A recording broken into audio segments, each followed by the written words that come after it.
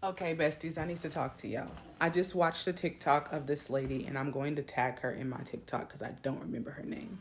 But she had two black eyes, and she was talking about how a lot of times women who are in domestic violence situations get shamed, and people are always like, "Well, you're stupid. Why would you stay with him? Why would you stay with an abuser?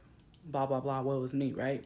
And she was basically like, statistics show that 75% of women die leaving a domestic violence situation.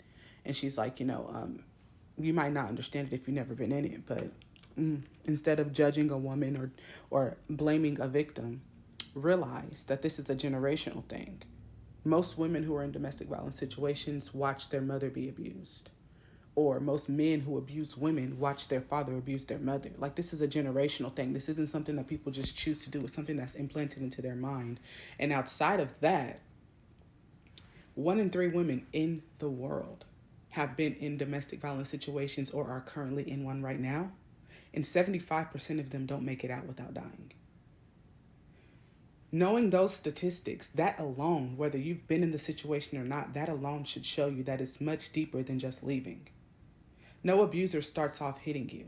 It starts off emotional. First, they get you to not trust anybody but them.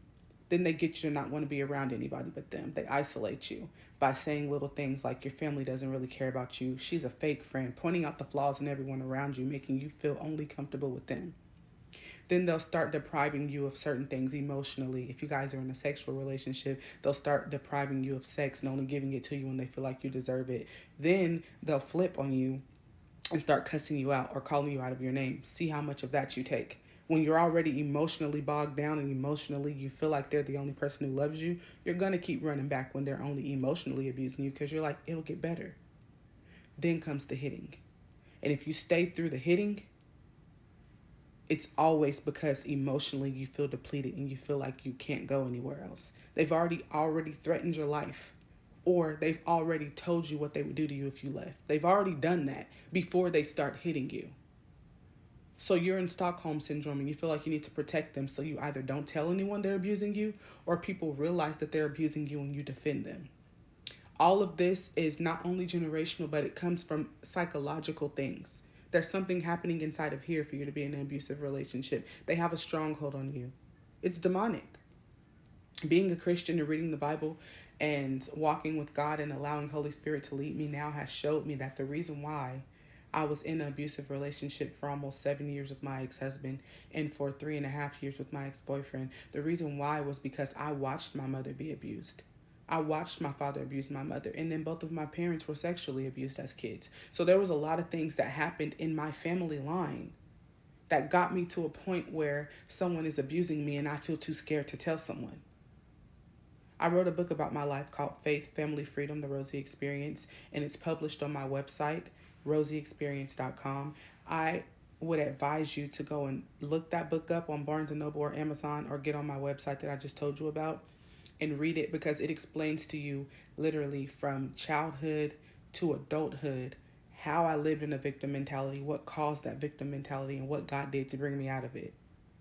Nobody just chooses to be abused, and nobody just chooses to be an abuser. Unfortunately, we are not battling flesh and blood, we're battling principalities. And since we live in a fallen world, it's so easy to follow the devil. It's so easy to allow intrusive thoughts to control what you do. So we have to figure out who Jesus Christ is and figure out how to allow Holy Spirit to speak to us before we even become entangled in these types of situations in order to break the cycle. But please don't ever blame someone for being in an abusive relationship, because I guarantee you they did not choose to be with an abuser. They chose to love someone. They chose to accept someone how they were, and they chose to think that their presence could cause that person to change. And since that person never changed, that person wound up changing them. That's what happened. I love y'all, and I pray that this video touches somebody. And if you are in a situation like that right now, there is so much help out there. Domestic violence shelter, call the police, tell family, do something. Go live next time he hits you. Whatever you have to do, but don't die in it. God bless you.